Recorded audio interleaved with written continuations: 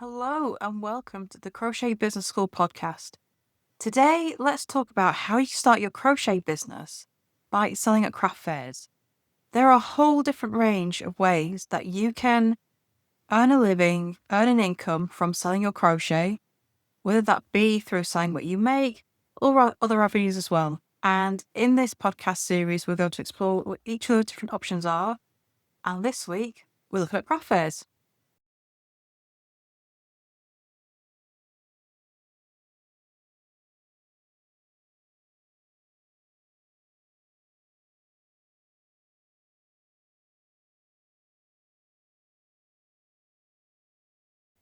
Hey, so how do we get started with craft fairs? Now, in the UK, there is kind of a craft fair season. They tend to start up again in spring. You'll get spring ones that are themed towards weddings and just craft fairs in general. They'll run through the summer. They kind of tail off in autumn, and then you'll get the ones that pick up for Christmas. Other parts of the world, it may be different, but that's kind of how it runs here in the UK. But there are ones that run every single year. They become a highlight of different estates, of different businesses. And you'll get all kinds of ones right from the range of the kind of church jumble sale right up to luxury goods. And so you have to choose where you're going to sell carefully.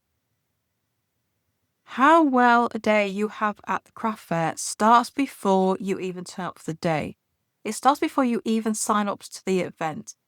It starts with the research, because not every place where you can sell your crochet is a good place to sell your crochet. And this all depends on price points. Because if you're aiming to sell at the church jumble sale, that's where people expect low prices. And your crochet is not bargain basement. Your crochet is a luxury good because it takes time to make. The yarn costs money, the accessories that come with it, all the buttons, zips, whatever you're using, it costs money. And so there's no point in doing this if you're going to come away at a loss. And then you've got to factor in the table fees. Different events at different price points. You can get table fees which are only a few pounds or dollars. You can get table fees that are well in the thousands, depending on what kind of event it is. If it's something that's held at a convention, those cost big money. You've got to be sure that it's the right price for you, that it's going to be worth your time, and that you can sell enough crochet to get that money back. Because you're not going to start making a profit until, one, you've covered your table fee, and two, you've covered all your own costs. And that does include your time. Your time is a cost. You deserve to get paid for your work, so you need to pay yourself. That has to be included in the price. And so making sure you get the right event where your crochet is not only going to sell, but sell at the right price is crucial for a good day at the craft fair. Once you've done all that research and chosen your events, then there's a whole lot of other things that you can do to make sure that you have a sellout day at the craft fair. And actually, I have a guide with 38, I think it is, different tips for making sure you have a sellout day at the craft fair. If you want to check that out, the link is in the description. And if you want a preview, there's a set of 9 that are available complete for free. So check that out in the show notes. But there are lots of different things that you can do to make sure that you're going to have a great day at the craft fair. And it all starts with prep. So how are you going to take payments? Not everyone pays with card these days. Some people still want to pay cash. Can you take both? Because it will really work in your favor if you can. Making sure you've got a good display where everything is clearly displayed. You don't want anything that looks too cluttered because that just makes people think they're going to be rummaging around. You want your prices to be displayed. If people have to ask, they may not, especially if they're on a budget. If you're hiding your prices, it makes it look like you're hiding really high prices. And some people will just walk away. So you need clear pricing.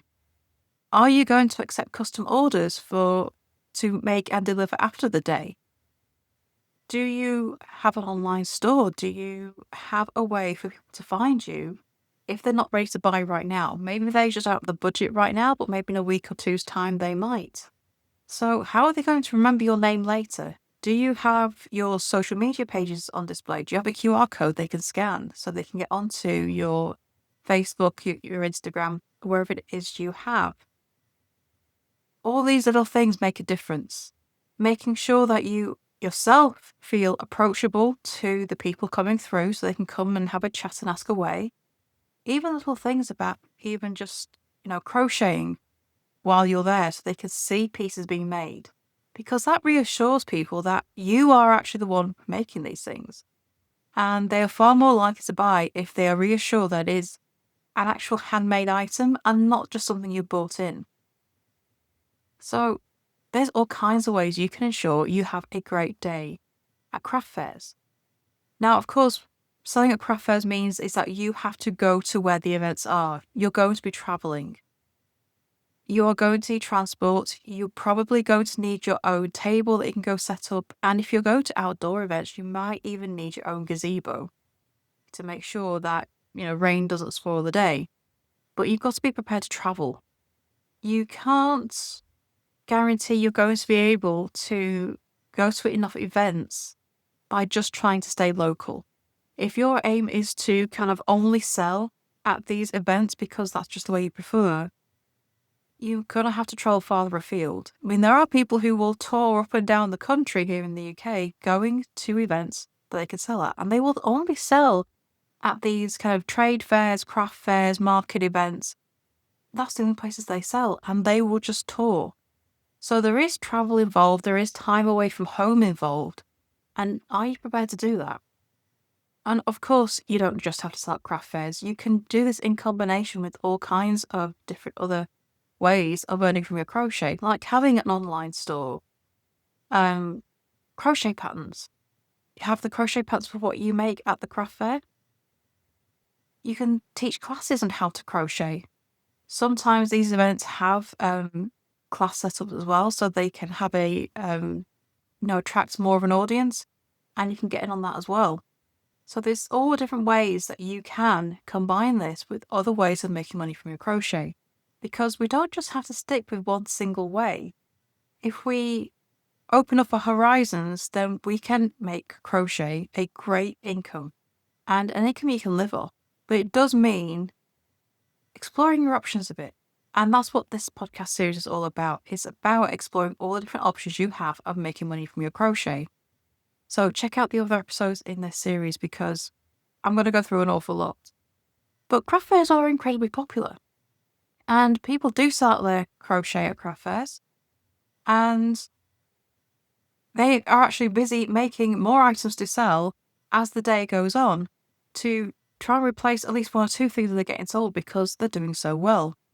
And of course, what sells well is going to depend on what kind of fair it is. And you will get themed fairs, wedding fairs obviously being the most popular. There people will be looking for maybe mother of the bride attire or a bridal shawl. Maybe they're looking for wedding favours. Crochet keyrings are great for that.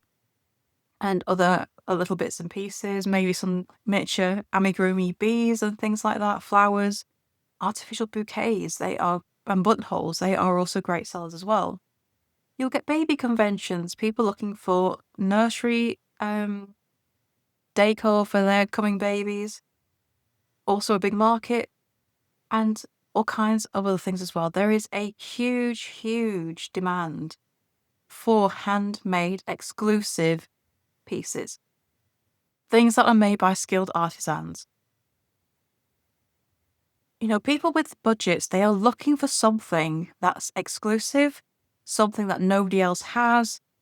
They want to show off what they've managed to afford. And of course, especially first-time babies, people want to go all out. So, nursery themes, baby themed, very, very big business. You will get the more out there themes.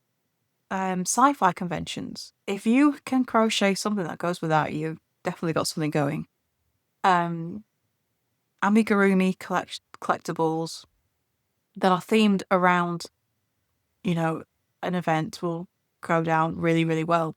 Of course, with these kind of events, you do have to be careful about copyright, but there are ways around it. But if you're selling baby items and you turn up to a sci-fi convention, chances are you're not going to make many sales. So you do have to make sure that your crochet matches up with the event. But the great thing about craft fairs, conventions, and markets is that you don't have to stick to your niche. Online, you do, because you have one shop and everything's on display and people have to remember you for a reason. But if you're selling at craft fairs, you can tailor what you make to the event, which means that you've got much more freedom in what you crochet, and you can switch it up for different events to make sure that you always have the stock that is going to be popular with the type of event that's being held or the type of customer that is likely to attend these events. And that just gives you freedom back in what you crochet. You have to stick to far more narrow niches when selling online or, in a physical shop. But at craft fairs, because it's a different event every week, you have much more freedom in what you crochet, and that can be very freeing. And tailoring it for each event means that you've always got variety in what you make, and there's always different ideas. There's always different things that will go down well with different areas. In some areas, you're going to be able to sell things at a higher price point that maybe you can't at other events. So it gives you a lot of freedom in what you turn up with and what you crochet from week to week. So much more variety, which I know for me would be a major plus. But this isn't for everyone. Craft fairs is not for everyone. If you don't like making small talk with people, these types of in-person events can be a bit awkward. You're far more likely to sell if you can get talking with people coming through and have a chat with them. They're far more likely to buy from you if you can do that. But if you're going to kind of stay hidden behind your table and not really interact with people, it's going to be much harder to make those sales. You're going to have much more success if you can strike up conversations. So selling at craft fairs isn't for everyone. If you're not able to travel or you're not able to, move all that equipment and stuff, because there is a lot of stuff being transported here. If you've got to transport your tables and all your stock, any displays that you need to take, it's a lot of gear to move around, and that's not for everyone either. So this is kind of more of a niche thing. You will see crochet stores popping up in places, but especially the more kind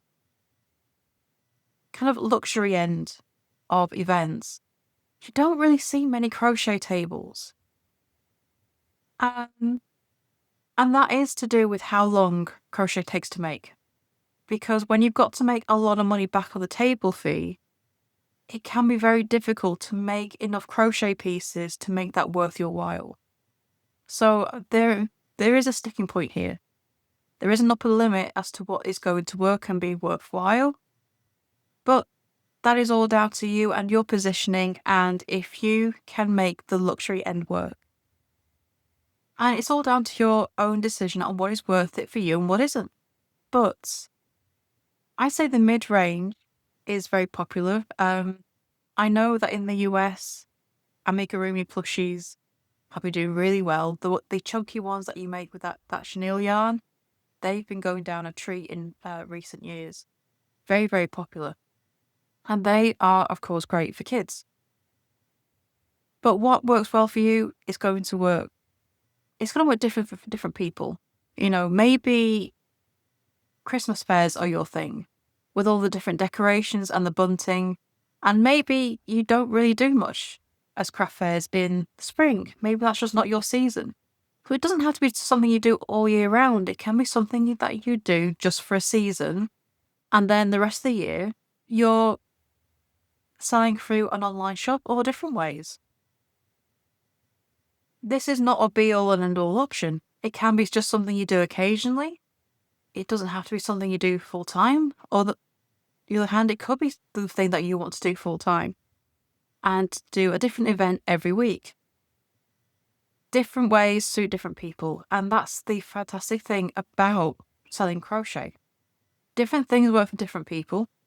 Different people want different business models. And nobody's crochet business is going to look the same as anybody else's. And you're going to sell at different price points. Maybe you just want to make a bit of extra money to, give your kids a great Christmas or save up for that family holiday. Maybe you want to make a living from your crochet. Whichever way you're aiming for, there is a price point entry for everyone. There is a craft fair for everyone. There is a convention for everyone. And how you do this is down to you and your own choices. So that's everything I've got about craft fairs. And if you do want to check out those 38 different tips for selling out your crochet at the craft fair, the link is in the show notes. And that's available to download now. So thank you for listening. And if you've enjoyed this podcast, I would love it if you would leave a review or leave a like or subscribe to the podcast. But you can leave a review at crochetbusinessschool.com/review. I would love to hear it. And if you have any suggestions for any episodes you would like to hear about how to start your crochet business on, then let me know and yours could be the next one recorded. So thank you for listening, and I shall see you next time for the next episode. Bye for now.